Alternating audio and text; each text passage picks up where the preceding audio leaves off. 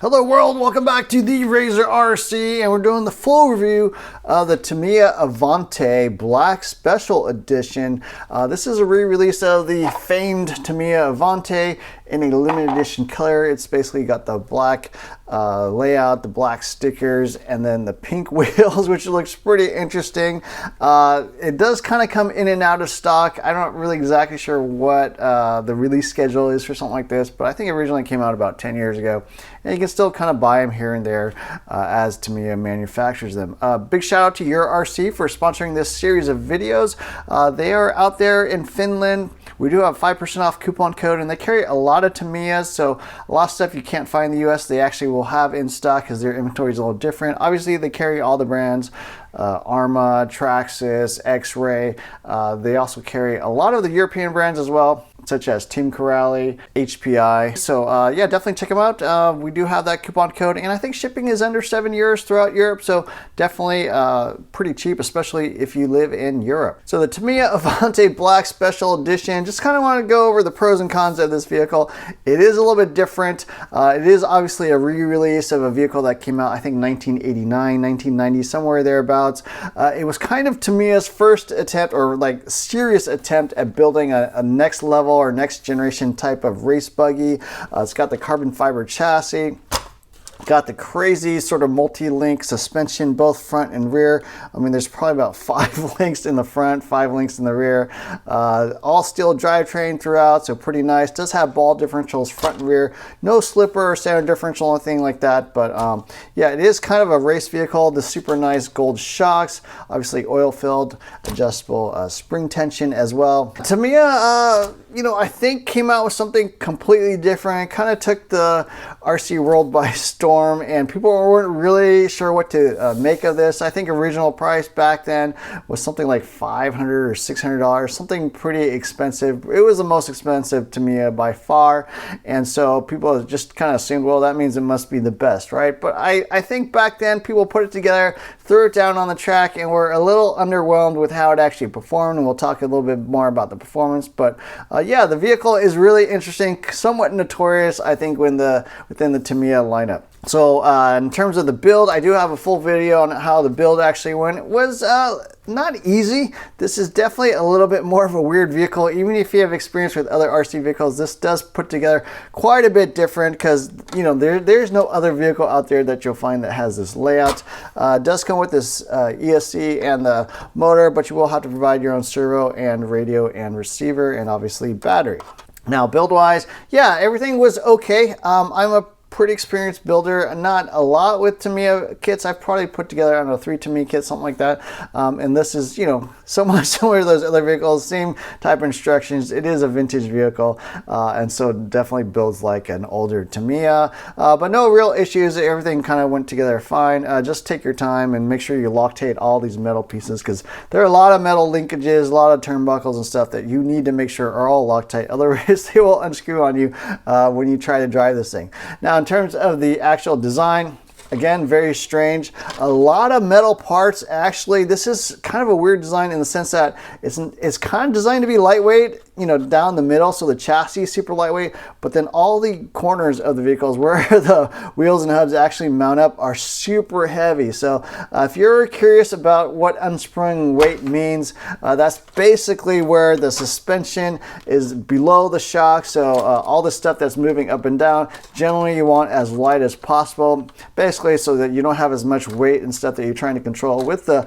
dampers here. But on this vehicle, it's almost like they flipped that thing upside down. They basically put all the weight on the unsprung side, and then the chassis and stuff is actually very, very lightweight. So it drives kind of interesting, very different than anything else out there. It's certainly a unique design element. It does have the brushed motor and the adjustable motor plate there. It is pretty much got the largest pinion, I think, that will fit. The motor actually seems pretty good. It is a special black special edition motor. I didn't do any special brake or anything like that, but seems, you know, a little bit more powerful than your standard Tamiya brushed motor. So yeah, design-wise, rather interesting. You do have the servo here on the side. There's really long linkage, integrated servo saver as usual, per Tamiya specs.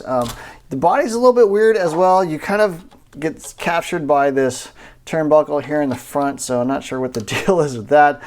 It does have the under tray, which you have to like basically remove to add the battery. So yeah, kind of a different design, but you know, not something difficult, just really, really weird. In terms of performance, again, it just doesn't drive all that well. I think a lot of people expected it to be a high performing vehicle, and they were really, really kind of disappointed with the way it drove. And you can kind of tell, even after this vehicle came out, they basically released the Top Force Evolution, which was considered a much better performing vehicle. I do have a Top Force Evolution, and I would say yes, that drives a lot more closer to a race vehicle. This drives, it is a race kit, I guess, but not a competitive one at that. It's just too weird. Very heavy, does nosedive a lot. There's a lot of adjustments, but you will have to do quite a bit of tuning, I think, to get this to drive halfway decently. I would not consider it a competitive buggy. Probably not even really competitive back then. I think things like the Kyosho were considered a lot better. This one, yeah, performance-wise was always considered kind of poor. Really hasn't improved through the years, so again, I would say the performance really not that great. You will definitely want to mess with the shocks and springs and stuff to get this to land halfway decently. There really is not enough droop. I do have some suggestions on how to get this thing to drive a little better in my first run video, but yeah, that is an area that, again, I think is kind of weak. Durability-wise, I think that was the other area people had concerns about. It is so complex. I didn't actually break anything driving it, but I would say all these metal pieces do have a tendency to kind of loosen by themselves. A lot of these nuts and stuff are not lock nuts or anything like that, so you need to make sure everything is Loctited correctly and properly. And even after that, you'll need to double check all these linkages and screws and everything, just to make sure things are not backing out on their own. I mean, I didn't break anything, so I can't really say it's not fragile, but at the speeds it's going with the brush motor, yeah, you're not going to break a whole ton of stuff, but I think things will loosen and fall off while you're driving them. So that's kind of my opinion on the durability area. Now, in terms of support and maintenance, Tamiya, again, this is a limited edition vehicle. The Tamiya part support really isn't good for limited edition vehicles. Even for their main release vehicles like a standard Frog or Hornet, yeah, you can buy parts, but yeah, buying things is a little weird. I still don't fully understand their support system. Hobby shops I go to don't typically carry extra Tamiya parts, so it almost seems like you're buying bags of this and that, maybe even going on like eBay or buying like older kits, whatever, to support your vehicle. I mean, if you lose parts on the shocks, I don't know what you're going to do. I don't think you can buy like gold shocks and stuff. So anyways, that is an area, again, I think Tamiya is a little more weak. It's almost like they designed this, you know, more as like a drivable model. You know, Tamiya is obviously more heavily in the model industry and, you know, replica type stuff, scale type stuff like that. And the RC stuff, it's almost like they still kind of take that model mentality or philosophy and then just make them drivable. So yeah, these things are limited edition. Obviously, it's going to be a little bit hard to get parts. Finally, the value. I think official retail on this is about $800, $802 according to Tamiya. Street price is much lower. I think street price is more in like the $500 to $600 range. Prices vary all over the place because they aren't regularly stocked. So it just kind of depends what the market will bear and what people want to sell these things for. But yeah, street price I think is closer to like $550, something like that. So yeah, it is expensive. Even in today's money, you know, $550 is quite a bit for a vehicle. I mean, now I will say this is a beautiful vehicle, and the amount of stuff just on it, the carbon fiber, the aluminum, the steel parts, everything is like pretty top quality. I think it's made in Japan as well. So yeah, this is a really, really nice kit. So I think in terms of value, you get what you pay for. And I know that sounds really strange because most people think value actually relates to the performance or durability or whatever. And that's not how my category works. I'm just looking purely at it from parts, component, quality, you know, material standpoint. This is a really nice vehicle. It doesn't perform well, maybe not all that durable, maybe hard to get parts. But yeah, price-wise, it's pretty fair. I mean, if you look at top-level four-wheel drive buggies nowadays with carbon fiber chassis and all this aluminum, they probably are a little bit lower spec in terms of the materials and about the same price. So yeah, value-wise is actually, I don't think it's overpriced for what you get. So anyways, yeah, those are my thoughts on the Tamiya Avante.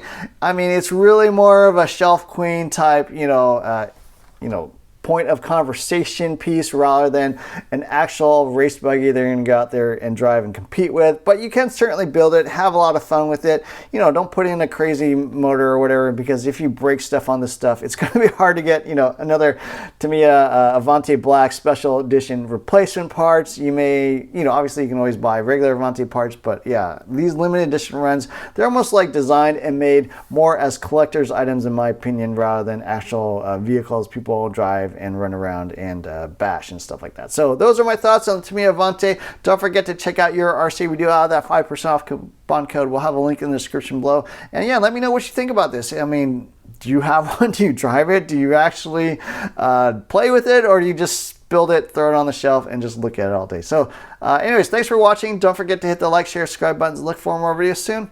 Take care now.